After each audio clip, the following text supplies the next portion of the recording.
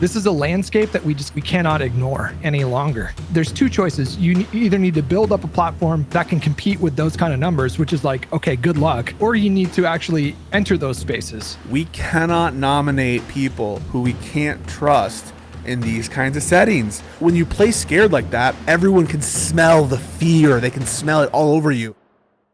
Pals, I think you're really going to enjoy this video. If you do, please hit the like and subscribe button and comment button. It really helps out. I've heard this narrative, and it has been roundly lambasted. Like, I don't know how seriously they take this narrative in the Piers Morgan interview, but it is just like it is a preposterous talking point for a number of reasons that like Kamala lost because of these identity issues.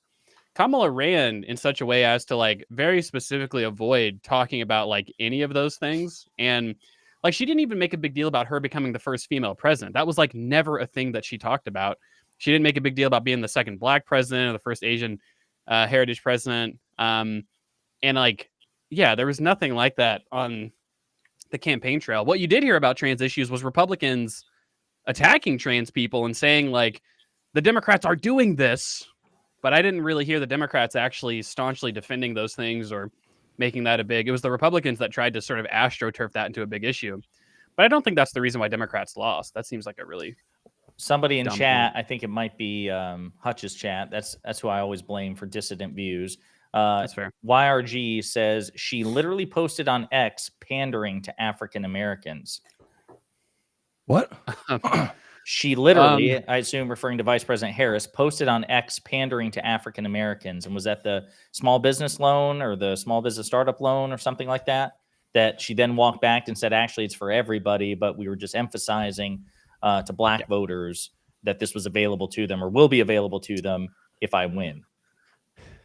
I mean, Trump pandered to minority groups as well that he thought he would do. I mean, we're just talking about like, oh, pandering to any group is like an over focusing on identity politics. Well, I mean, Trump did the same thing, right? With, you know, you think Trump went to a black barbershop just because he was in town and that just happened to be a thing that Trump wanted to do? Like, no, he's trying to pander to black men who he feels like he might be able to peel off a margin of them, which is obviously pretty, you know, I don't think that, I think that the only narrative that comes out of this election that makes any sense to me as to like why Kamala lost strategically, sure, we can like point to certain things. A lot of those are going to be conjecture based narratives that we come up with. But I think that a lot of it just comes down fundamentally to like, why did so many Biden voters stay home and just like not vote? Like the number of Biden voters that stayed home and didn't vote is like over 10 million people. Like it's a really, really large percentage of people, or not percentage, but it's a really large, just like number of people. And in an election that was decided by a couple 100,000 votes in a few key swing states, like the idea that a more optimal campaign couldn't have made a difference seems a little ridiculous to me. But I don't think that like, you know, like Wick was saying like, oh, like Kamala needed her, some lady named Sojourner Truth or something like her sister soldier. Sister Soldier. And that's a reference to President Clinton's, you know, run for office where he distanced himself from what at the time was considered a far left activist. Bill Maher's talked about this. Sam Harris has talked about this in their election retrospectives and postmortems. So it's a very common criticism. I mean, in an election that was decided by like your turnout of your base, which seems to certainly be the narrative that at least I'm going with. I don't really find it convincing, the idea of like the way that you get those 200,000 votes is Kamala coming out and saying, trans people shouldn't be in women's sports, damn it. And that's I'm right here's the line on that. Like, really, do we really think this is going to motivate that many people to come out and vote? Like, probably not, right? I think that there were just more meaty issues with her platform and campaign that probably led to that. I have my thoughts on this, but I'd love to hear, from Hutch and Pisco. Well, apparently the Kamala's for they them ad was actually pretty salient for a lot of swing state voters. Jessiah, you could probably speak to that more than I can. I mean, let's be clear, and I don't think it contradicts what Econoboi is talking about, but it was their highest testing poll, and it was the one that they threw the greatest amount of resources behind. And so the way I would thread this needle is that there was a perception among swing state voters in particular that Kamala Harris was focused on niche culture war issues, I think because of that particular ad. But in terms of the substance of the claim, which was Kamala Harris too focused on niche culture war issues, that's the claim that Republicans are making, that she was too focused on it. I don't think there's any truth to that. I think what happened instead is the Republicans, if they have one talent, they're really good at ginning up these culture war issues and pointing the finger at the other side. And I think that explains the dedication of resources and the efficacy of that particular ad. I just don't think that there's any truth to it. To Econoboi's point, she bent over backwards to sidestep controversial and contentious culture war issues, be it, I don't think she really opined that much at all, if any, about trans issues, Gaza, Palestine, Israel, that situation. And even like the fact that she, would have been the first biracial president, she sidestepped that too. And when Trump laid down the bait, talking about her race, every time she was asked about it, she was just like, same old tire playbook, next question. And so I think she was very diligent about trying to avoid these potential political landmines, and yet the Trump campaign was able to tag her with one anyway. But just to be very clear, I don't think that's because she gave them ground to do so. I just think they're very good at exploiting these issues. Well, we can pick away at the edges of what went wrong during this campaign, but this was a really convincing win. And so you can't really, it was just the case in 2016 that the margins were so close that you could point blame to individual factors like Bernie or bus people, or she didn't campaign enough in the Rust Belt, or the Comey letter. Any single one of those things could have been decisive in a race that close. But Trump won the popular vote and a really convincing electoral college vote. And so I have seen some lefties almost giddy at these results. Some of them showed up in my chat wanting credit for this. And we can argue about how much the Gaza stuff hurt her in, say, Michigan, but there's really no compelling evidence right now to suggest that she lost this race because of Gaza. In fact, I think the overarching narrative of this election is pretty obvious at this point. This was an election cycle all over the world where, for the first time since the post-World War II era, every single governing party lost seats in their government. Most people were impacted by inflation. People broadly blamed the incumbent party for that, and we saw the results of that last Tuesday. We can get into more specific detail about maybe she should have done this with her campaign or should have done that, but it does seem pretty obvious in the post analysis what happened. I mean, it is. I think it's obvious that it's obvious how behind the Democrats are, and now that we see the results, it's obvious that, hey, this turned out to be a much more uphill battle than perhaps we originally thought. I did not personally suspect that millions of people that voted for Biden would just stay home. My assumption, generally speaking, was people are just as polarized. They're going to come out just like they did in 2020 for the most part, in rough proportion equal to what they did. But some demographic advantages are going to give the edge to Kamala in all these different swing states. And basically the opposite ended up being true, that people, it turns out, didn't hate Trump so much that they were still just as motivated to come out and vote. But I think that does point to what I feel like is ultimately a winnable election for Kamala Harris, right? That ultimately the narrative of this election could have been the Democrats lost ground, but they still maintain the presidency. And I think it's probably worth thinking about, how could it be the case that, sure, we lose millions of votes in California and stuff, all these other states, we hemorrhage popular vote, but those states actually end up going the same way. But we certainly probably could have done stuff to change the result in the swing states that actually mattered. I think a more forceful economic message, I think a more forceful attack campaign against Trump in general, maybe focused on different issues, just as a retrospective, could have made the difference between winning and losing. In an election where 100,000 votes swung one way, or an extra couple 100,000 people come out and vote, as a percentage, that's not that many people, right? This seems like a very doable thing. It turns out this was a winnable election. And so I don't quite like the inflation narrative for that reason, as people kind of dismiss it what was going to happen? We were always going to lose. No, it seems like we really could have won this election. And it actually turns out we could have won despite losing the popular vote, which is something that I was saying would be hilarious if it didn't end up happening. Close. You got so close to your wish. And I should say before, again, love to hear from Pisco, but I think when all is said and done, and the dust settles, this will be a 1 to 2 percentage point differential. So I see a lot of either knowingly bad faith or just misinformed Straight up lies. Yeah, that this was a blowout election. And certainly to Hutch's point, it was a convincing election. He swept all 7 states and won the popular vote. But, you know, this was not the 7 or 8 million vote disparity or delta between President Biden and Donald Trump. This will probably be, at the end of the day, even smaller than the gap between Secretary Clinton and Donald Trump in 2016.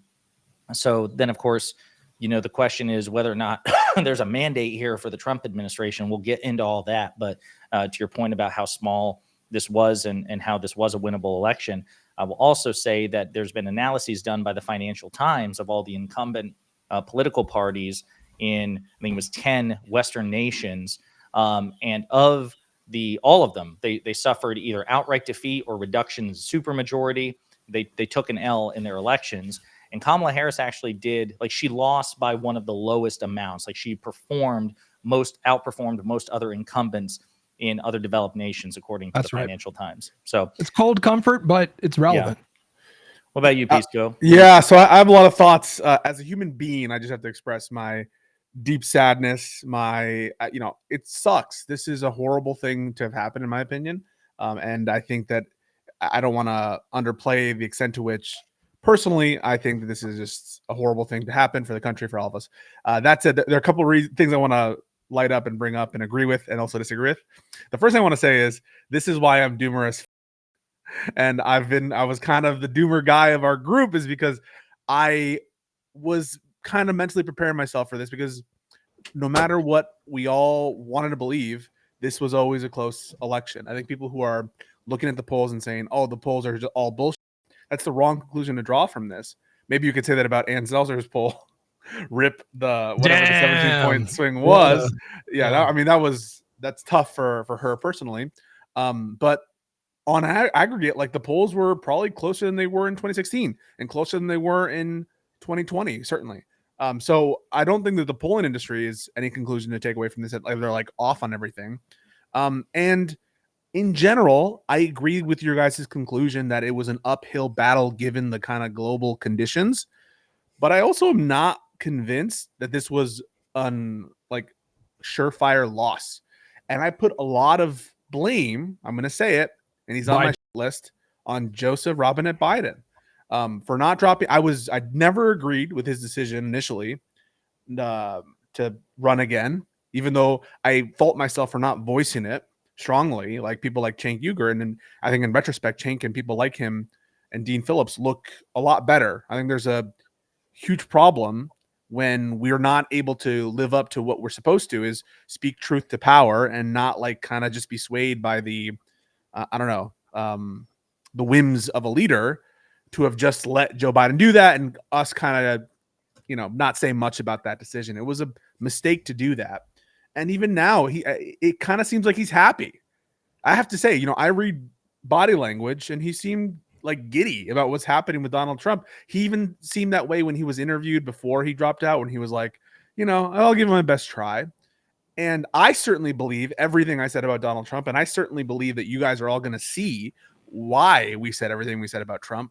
But Joe Biden, and you can give some other rationale. Maybe he's trying not to anger him, he's trying to praise him or be nice so that he doesn't go off the deep end. But that ship has sailed. And I don't like the way Joe Biden has comported himself in this election at all. And I think it absolutely leaves a sour taste in my mouth for his presidency, which the main thing he was promising to do is restore the soul of this nation. And he failed epically at that. And I hate that. And it leaves a sour taste in my mouth. On Kamala, I think that she definitely had some mistakes, but she ran an admirable campaign, is what I'm saying. You can see in the swing states, she absolutely, the shift was 6-7 points to the right for Republicans, and she closed the margin where she was actually working. And so that to me shows that to clarify, it went from 6 points on average in most states. In the swing states, it was reduced to 3 points to the right. 2-3 points. I mean, that's a huge significant that showed that the campaign was having effects there. And it makes me think that given more time, another candidate could have closed the distance even more. And even Kamala could have closed the distance even more with more time. And so, yeah, I put a lot of fault on Joe Biden. And even though I think his policy has been based, his administration has been based, I think that he's really over. And I want to remind the audience, this is one of the reasons why I voted for Bernie Sanders in 2016 and 2020, because I didn't think that I think there were some big issues with Joe Biden and going the distance. And I think that ultimately I'm disappointed. Yeah. So yeah, I mean, I would largely agree, obviously. Yeah, I would say that, I mean, we mentioned, I think when we were on this last panel 2 weeks ago, we were talking about, or it came up about Biden's ranking among presidential historians and political scientists, where Donald Trump came in last and President Biden came in 14th. And during the profile, they mentioned that much of Biden's ranking will be determined based on whether or not he defeats Donald Trump upon re-election, because he's making, you know, a very risky gamble based on things that he has said about Trump. And he failed, and he should receive criticism for this. It was absolutely a risky, egotistical move. He should have been a transitional president. And, you know, when he when he decided to run for re-election, I think given the choice, most people understood, okay, well, this is the choice. He's the only one who can back out. We're going to enthusiastically back him over Trump. I just want to put right in there, Jesiah, though. We took it as a given and we didn't fight it. And we didn't raise our concerns like Cenk did. And we kind of ridiculed those people. And so I think that's a mistake that I recognize in myself, because that was a problem and they were screaming it. And we were just kind of like, okay, but it's kind of done. So whatever. We just well, have to I support think, them, you know? well, here's the thing. So I can't speak for Econoboi and Hutch, but I expect this is true, that to the extent that they weren't, you know, that people weren't banging the drums for Biden to drop out, it was because we recognized, number one, there was no real way to force it.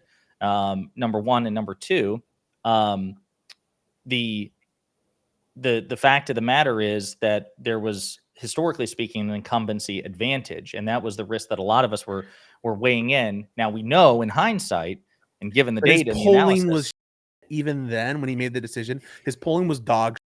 And I have to say, the party fell in line as well. Like, we maybe can't influence this, but they made sure that no one else really, and I have to say our elected officials included, no one else, they were too afraid, they were too inertial. They run a candidate who was competitive against him, and that's just true. And there has to be a way to channel. It's a very MAGA move to do that. It feels very MAGA, blue MAGA. No, it's not, but it's not MAGA, because here's the difference: is Biden was successfully pressured into withdrawing. That is a fundamental difference between us and MAGA, and even the most staunch Biden loyalists, is we recognize, okay, there's only one person who can ultimately make this decision, and if the alternative is Trump, we're backing Biden. But the fact that Biden was not the nominee is proof that the Democratic Party, even at its worst moments, is very different from MAGA, because there's nothing that Donald Trump could do ever that would cause the Republican politicians to leave him. And when we talk about his cabinet selection, you know, after we're done with this postmortem, that will be further reinforced. You have Trump picking people for his cabinet that sitting Republican politicians have lambasted. And then when they're asked about that cabinet appointment today, they're like, oh, I think Donald Trump, you know, really knows what he's talking about, and I trust his judgment. The Democratic Party, I get that, but it took an emergency. It took a crisis. And it wasn't until then, when people were seen in, I don't know, the foreground, or they were seeing it ahead of them in the road. No, I get it. But my point is, I don't think anyone here disagrees with you that President Biden made a very arrogant, selfish decision, and it was a major contributing factor to the Democrats' defeat. It hobbled Vice President Harris or any potential successor, given the truncated time frame. And yes, his decision is one of many reasons for our failure, and it's something that he should be criticized for, and he will be criticized for it. I mean, he has the most robust domestic agenda of any Democrat, really any president, since at least LBJ. And that's not how he's going to be remembered, though. Now it's not.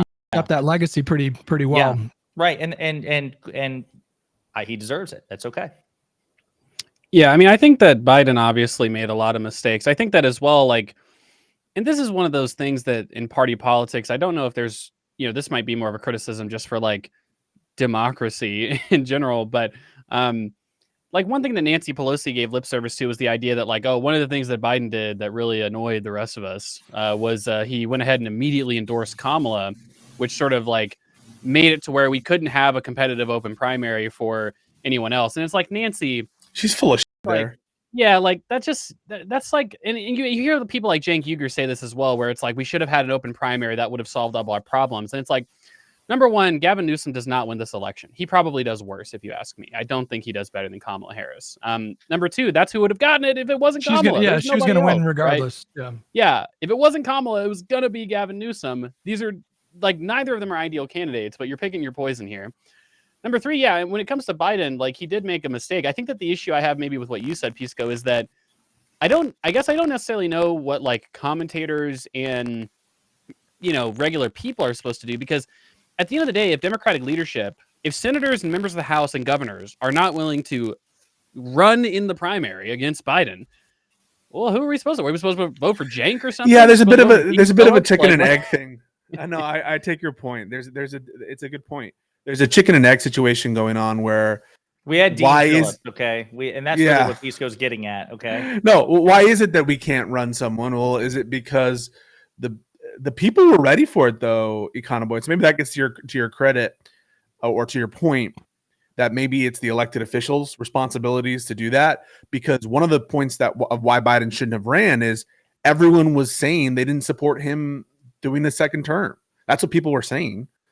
Now, given the choices, they voted for Biden because he was the only realistic choice, you know, as between the options or the competitive choice that, you know, presented itself. So I take that point, but I feel personally a little bit responsible. Maybe it's hubris for me to feel responsible, because what impact do I have? But I think one thing I could have done is trusted Pisco from 2020, trusted Pisco from 2016, who said, like, hey, maybe these people who are in charge don't know what's good for them.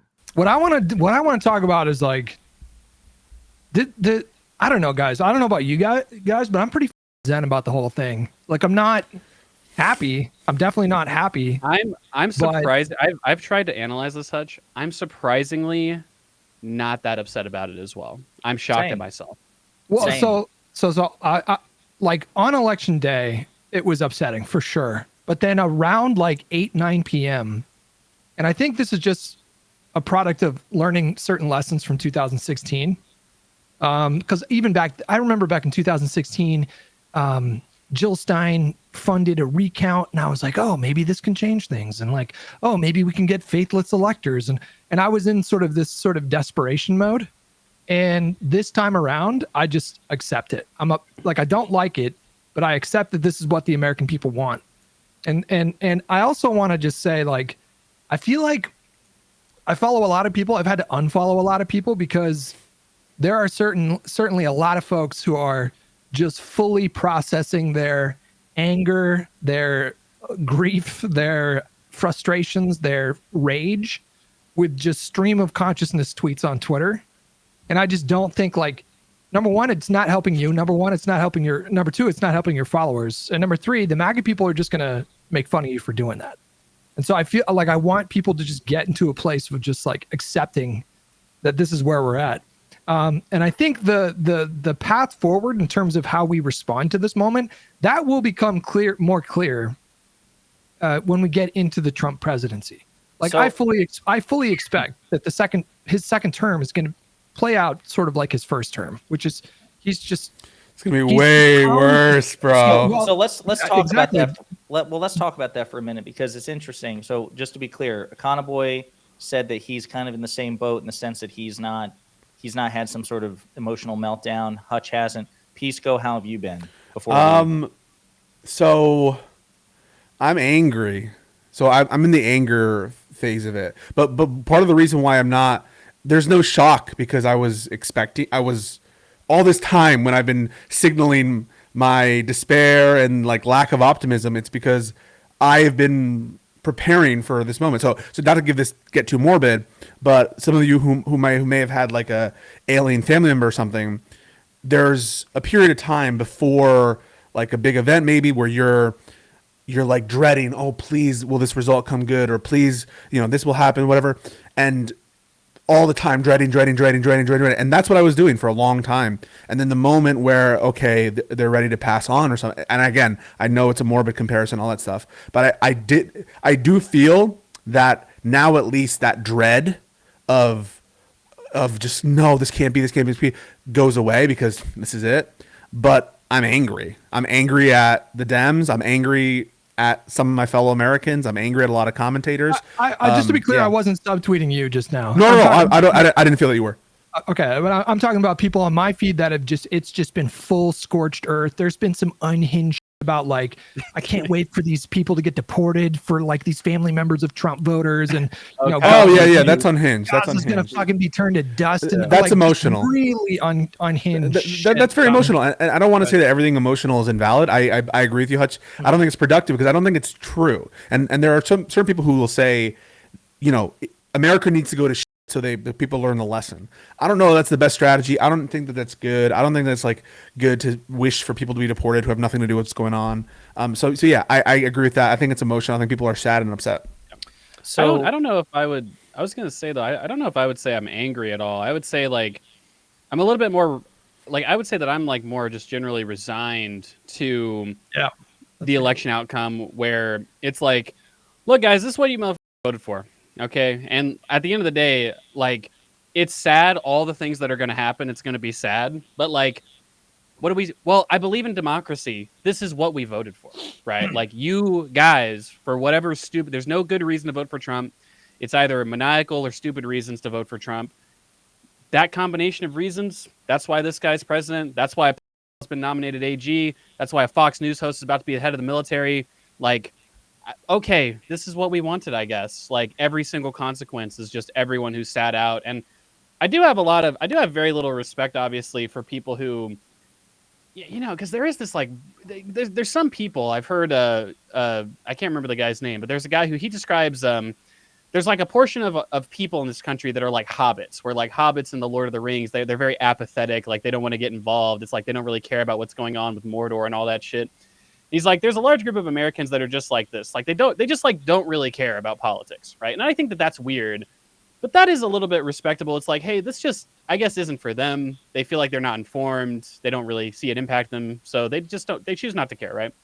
But there is some group of people who, it's like, they care enough to stay like a little bit informed, and they vote sometimes, and they kind of like flip-flop who they vote for. It's like, what's wrong with those people, man? Like, why you guys just sat home and didn't do anything? There was now we got also all these terrible consequences. There was also some not surprising polling. I'm sure you guys all saw it, where if you ask people certain questions, their vote was sort of contingent on the answers. And so one of the questions was like, do you believe that the U.S. economy is currently in a recession right now? Yeah.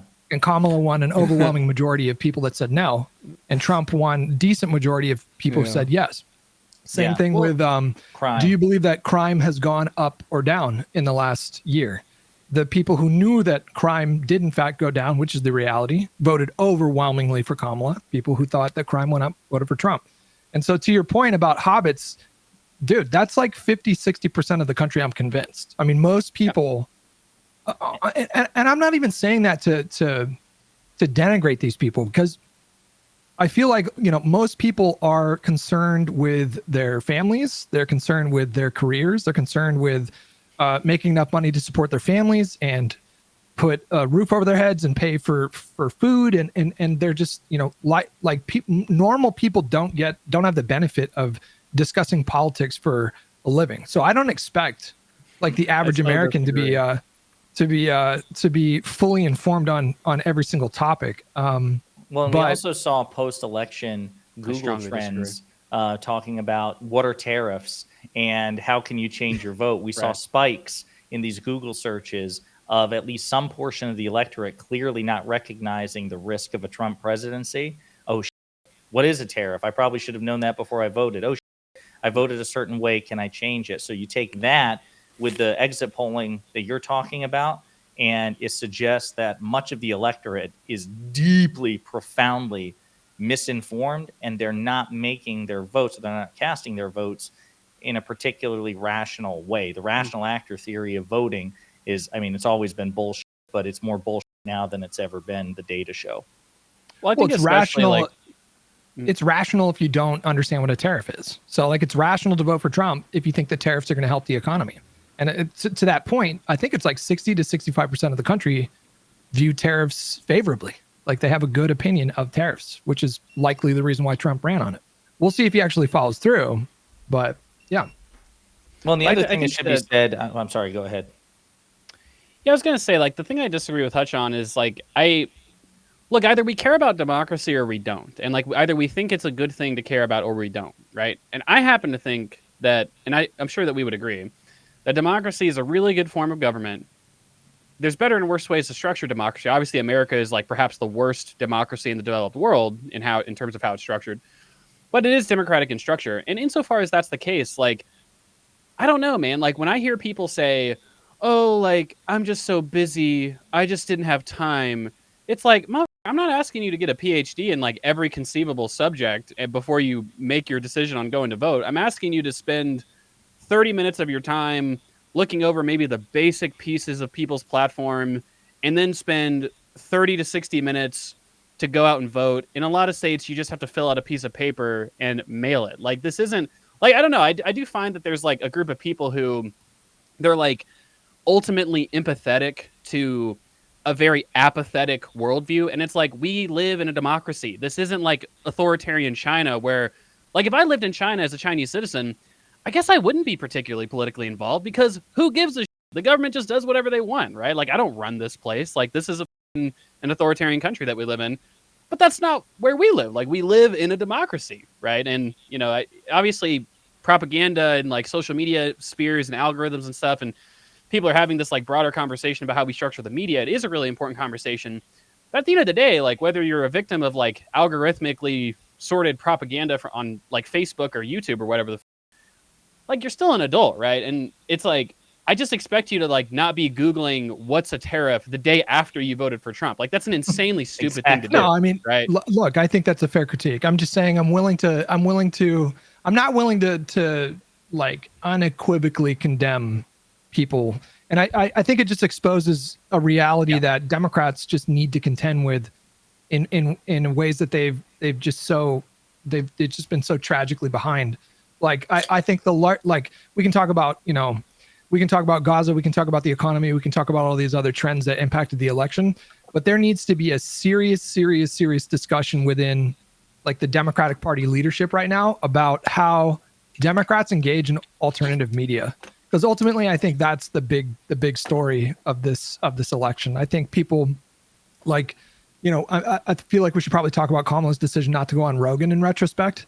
The video that he did with Trump is now sitting at, I think, close to 60 million views.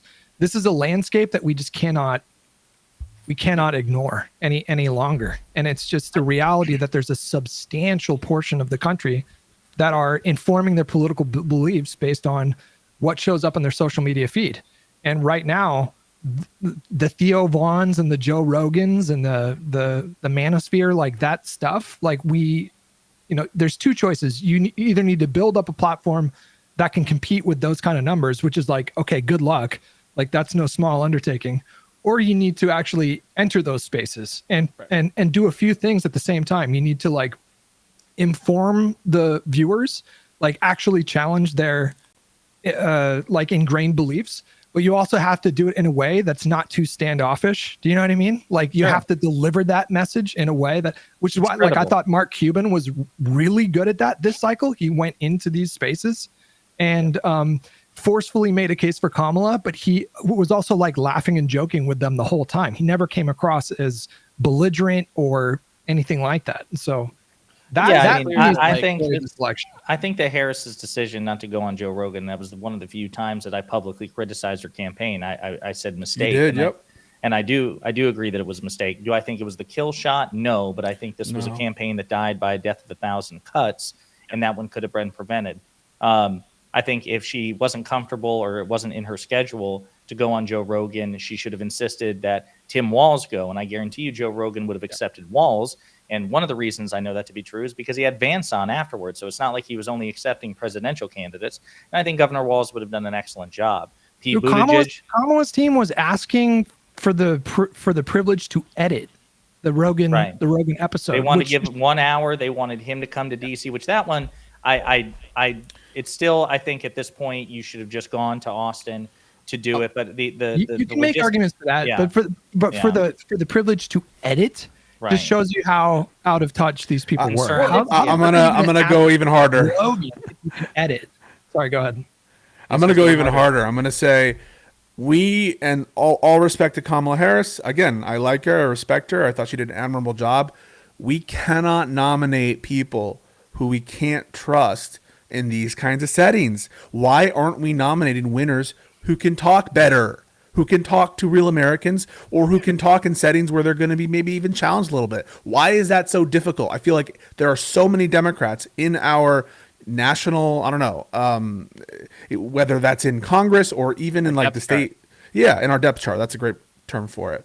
Who can't talk and who can't be trusted to go into spaces where they might be pushed a little bit, or they might, I don't know, heaven forbid, have to joke along and shoot with people. That to me that can't happen anymore. Democrats need to nominate winners, people with grit, people who have some, killers, people who want to win and who want to take risks. When you play scared like that, everyone can smell the fear. They can smell it all over you, and it shows, and you're showing your neck out to these people. I say killers because, like, so Gavin is a killer. I'm not sure how tenable he is as a national candidate. Like, I really don't think he'll be president. I know he has aspirations, but I have serious doubts about that. But he's a killer. And like, what I mean by that is you need people that view going on Fox and going into like manosphere spaces, they view that as a challenge that they enjoy. Like, I believe that Pete Buttigieg genuinely enjoys going on Fox News. I believe that Gavin Newsom genuinely enjoys dismantling, what's his name? Who's the Florida guy again? Ron DeSantis. Ron DeSantis. Yeah, right. Yeah. And you need those, like, and those are kind of rare right now in terms of like, who else is on that list right now besides those two? I think, again, I think Walls does extremely well in those sorts of settings. He knows. He's not a killer. I think in terms of, depends on what you mean by killer. If we're talking about the ability to have productive dialogues with people who are conservatively coded, I think in some respects he'd be better than anybody in the Democratic field. I think Walls he can. Let me put it like this: put a beer in his hand and shoot the shit. Yeah, I put Tim Walz ahead of literally anybody in the Democratic Party, far ahead of Gavin Newsom, of Pete Buttigieg. There's not somebody who comes off so authentically chill and can speak to conservatively coded people than Tim Walz. I think Tim Walz would have killed it on Rogan.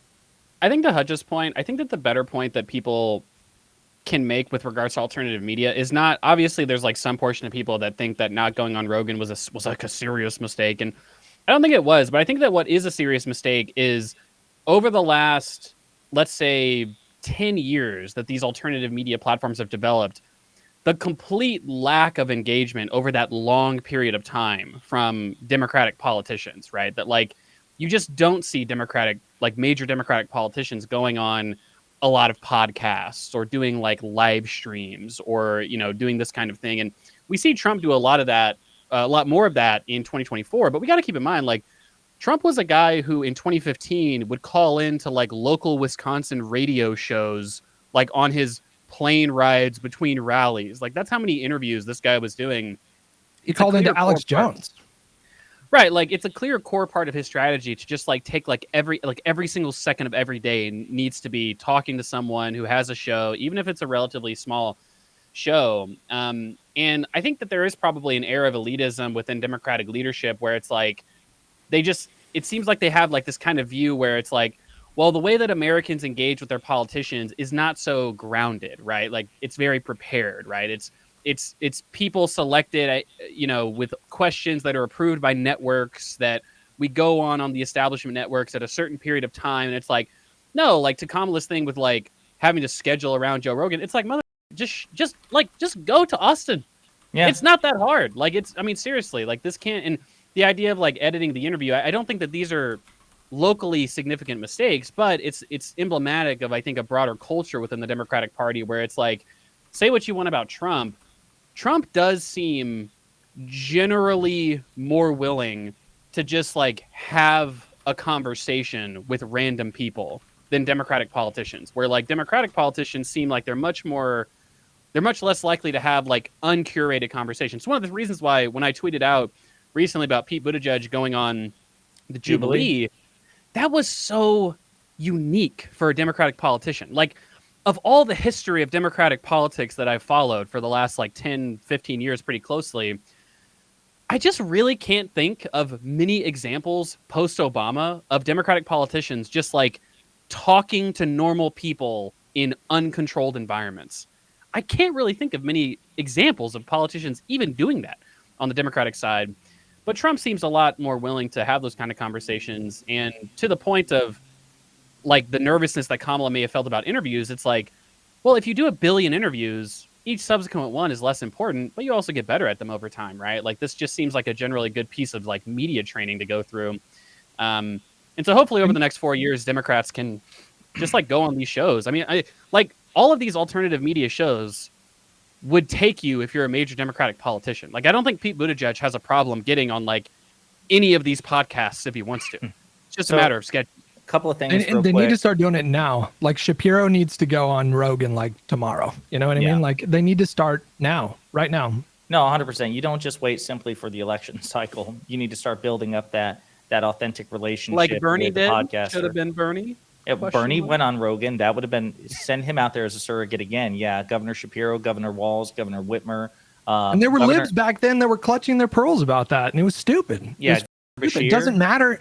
Like you're not going on there to endorse everything that Rogan is saying. You're going on there to exploit that platform. And so, people in chat are like, doing Jubilee would not have won the election. Doing Joe Rogan would not have won the election. I just want to be very clear. Nobody here is saying that there was a panacea or silver bullet for winning this election. I'm of the opinion that we lost because of a number of factors. And I think it would have helped if we'd gone on Rogan, if multiple Democratic surrogates had been going on Rogan, Theo Vaughn, not just Call Her Daddy, which is the second highest rated podcast in America. That was excellent. But excuse me, others as well. I will say, because Pod Save America has talked about this, I haven't talked about it, but I will tell you, as a relatively large political commentator, getting Congress people and politicians to have interviews with you, knowing that you might talk about issues, but they're not going to be adversarial. My goal isn't to get gotcha moments. My goal is to expound on what Democrats want to do, should they win elections. It's very difficult. It is very difficult, even when you have a dialogue with members of their staff who say that they really want to go onto these alternate media spaces because they recognize that's the future. It's still extremely difficult. The scheduling, if they want to know the types of questions, like, okay, what sort of issues are we going to be talking about? There's the sense that they are much more likely to go on MSNBC than somebody like Brian Tyler Cohen or David Pakman. So I do agree that there's this attitude that's pervasive in the Democratic elected class where they are just reluctant to go on alternate media the same way that they do legacy media. And hopefully one of the lessons they take away from this election is legacy media, not that it doesn't have its utility, but if you're willing to go sit down and be interviewed by Don Lemon on CNN, you should be just as willing to be interviewed by Don Lemon on his YouTube show, or Brian Tyler Cohen or David Pakman or Pondering Politics or Luke Beasley or whoever it is. I understand that sometimes they have to be careful about who the person on the other end of the microphone, which is why I get why people aren't lining up to sit down in interviews with Destiny, unfortunately, because of some of the things that he has said. But they need to collectively embrace this ecosystem. I totally agree. Yeah, it's not that they should never go on MSNBC or whatever, but they shouldn't treat that as like sacrosanct and then treat alternative media with a level of trepidation, which was maybe warranted like 8 or 10 years ago. But it's just like, I feel like this election, alternative media was for sure more impactful than CNN, MSNBC, Fox News. Well, it's like, it's not a great mystery. I was talking to a friend about this, and it's weird because I feel like on establishment media, it's like, why are young men shifting to the right? And it's not some crazy, unbelievable shift like people are making it out to be, but like young people by polling seem to be like notably more conservative than they used to be, just like young men as a group in general over time, like whatever that group of young men is. And it's like, well, yeah, but in the last like 10 or 15 years, it's not because Democrats said men are evil and white men are evil or whatever, like some Republicans make it out to be. I think it's more just like who has engaged in these kind of spaces. Like young men, a lot of the alternative media that they listen to, it'll have to do with like fitness or sports or things like that. And every single one of those spaces, my friend pointed out, so he's like, every single hobby that men do, it's like dominated by right wingers. And I don't know why that is, but we had the same experience where he was like, oh yeah, like what was his hobby? He's like, oh yeah, I do whatever the thing is that he does, and he's like, yeah, it's all right wingers. I was like, oh yeah, I do jujitsu, and everyone that does jujitsu is a right winger. And I think in part it's just because of the lack of engagement in these spaces. Like if you just had Democrats regularly going on shows like this and challenging their point of views, but also just presenting themselves as normal people, then you're going to have people have significantly less radical views. Like if the only view that young men get is, oh, like the Democrats are evil and rapists and, you know, they love Epstein, this kind of thing. Well, a lot of young men are just going to take that as, you know, the truth. And you have to engage in these spaces and just present yourself. Just being there present and seeming sane helps a lot, because Trump did that and he comes off as sane to millions of Americans, which is crazy in and of itself, but it does work, right? It's clearly effective at sort of sanitizing your image. Yeah, so Pisco, you want the final word on this? Yeah, no, I think that it's really important to engage with the right wing. I'm doing a bunch of like tweets on the Blue Sky app right now, and there's not a ton of conservatives there. You have to build it up before they come there. But one thing that I'll note is it's not as fun when there isn't another side, and it's not. I don't think that you train yourself well if all you do is talk to people in your bubble. And I think some of the people who you see on the mainstream news outlets are some of the most in-siloed people that exist. People think that we're out of touch and that we're whatever. At least we talk to the other side, right? Like we're having debates with people who are MAGA all the time. We have shows where we bring in callers, that kind of thing. And so I do think that it's a skill like any other thing that you need to practice, that you need to hone, and one that is necessary, because if you're not going to these spaces that are already established and that already have a view that's being broadcast and a version of your position or the people you represent or the people that you know that you want them to vote for is being broadcast, some simulacrum of what is the real thing, and that you want to, you know, adjust and make it so that people have the right vision and the right ideas, you need to go to those spaces, because those spaces aren't going away by you refusing to engage with them, in my opinion. That's why I love for us to like build the Blue Sky or whatever and to have a different social media platform, but I don't want to abandon the ones that already exist where people use it, right? So and I also want to say that it's easy to especially if you're like pissed about what happened, it's easy to chalk this up to just stupidity, but this is just a personal anecdote, and I'll bet you pretty much I bet you all three of you guys know somebody like this in your life, but I have a guy in my life. He's like a good friend of mine, mentor in a lot of ways. He has for sure given me nuggets of wisdom that have been directly applicable to my life and have improved my circumstances like by a large margin. He's not a stupid guy. He's a professional. He supervises like multiple hospice centers, super successful. And this man is excited that RFK is going to be in the White House. It's not because he's stupid. This guy drives 3 hours a day, like driving from site to site. And all he does during that time is listen to podcasts. That's all he does. And so I just want to just impress upon people, you know, that's why we need to be in these spaces in one form or another. That's the thing. Like, I mean, it's just unchecked. It's 3 hours a day, you know, 15 hours a week of just nonstop, like right-wing coded stuff with no pushback. It's also like people like RFK, they know exactly how, like if you listen to RFK on like Fox News or CNN, he pretty much sounds like, he doesn't sound like a normal person because of his weird like throat condition or whatever. But like I'm saying, like he seems like a normal person where he's just like, oh yeah, I'm just like against corruption in the FDA, and like I have this history of prosecuting or like a sort of not prosecuting, but you know, like working on these cases and things like that. And all I've ever said is that we have too many chemicals in our food. Like that comes off very normal, right? And then you have people like John Oliver, who it's like, no, like everything he's saying is insane. Like, look at all the context. And it's like, that just doesn't seem to work. Like it works for people who watch John Oliver. That's a very small percentage of people that like engage with oppositional media. You just have to proactively push out a message. Like it doesn't seem clear that, it's not clear to me that like Fox and like the right-wing media propaganda sphere is effective at necessarily making Democrats look bad, because they probably always look bad to the Republican base.